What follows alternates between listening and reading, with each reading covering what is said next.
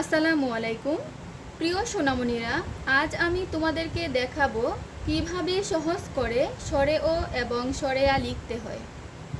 আচ্ছা, তার আগে চলো আমরা বর্ণের সাথে পরিচিত হয়ে নেই।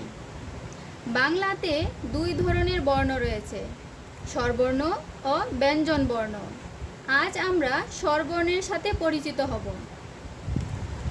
স্বরবর্ণগুলো হলো স্বরে ও, স্বরে আ, রস্ব ই, দীর্ঘ ই, রস্ব উ, দীর্ঘ উ, রি, এ, ওই, ও, ঔ। আবারও বলছি, স্বরে ও, স্বরে আ, রস্ব ই, দীর্ঘ ই, রস্ব উ, দীর্ঘ উ, রি, এ, ওই, ও, ঔ।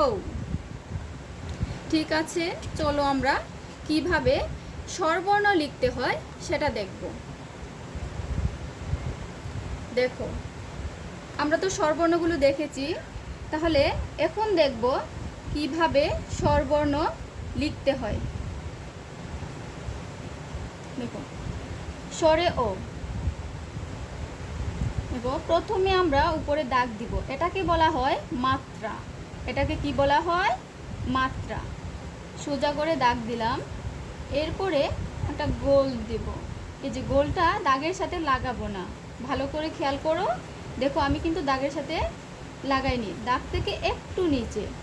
তারপরে এই যে এখান থেকে টেনে নিচের দিকে রাউন্ড শেপ দিয়ে আবার উপরে উঠাবো।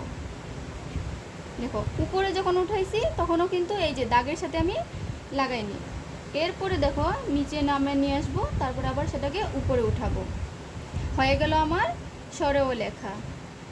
এবার দেখো আমরা স্বরে আ কীভাবে লিখতে হয় সেটা দেখব।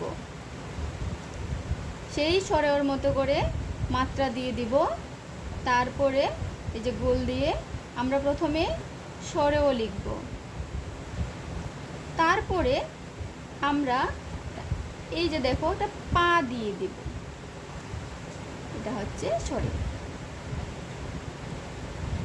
তাহলে আমরা দেখলাম স্বরে ও এবং স্বরে আ কীভাবে লিখতে হয়। আমি আবার লিখে দেখাচ্ছি। প্রথমে দাগ মানে মাত্রা, এরপরে গোল দিয়ে রাউন্ড শেপে নিচে নামিয়ে আমরা উপরে উঠাবো। এই যে গোল এবং এই দাগটা দাগের সাথে লাগাবো না, তারপরে নিচের দিকে নিয়ে উপরের দিকে একটা সোজা দাগ দেব। স্বরে ও যেভাবে লিখতে হয় স্বরে আ ঠিক তেমনিভাবেই লিখতে হয়। এই যে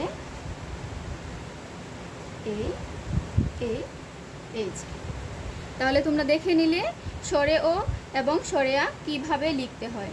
দেখো, লেখার সাথে সাথে আমরা বর্ণগুলো কিন্তু ভালোভাবে চিনে নিব, যাতে করে পরবর্তীতে আমরা দেখলে বুঝতে পারি এটা স্বরে ও এবং এটা স্বরে আ।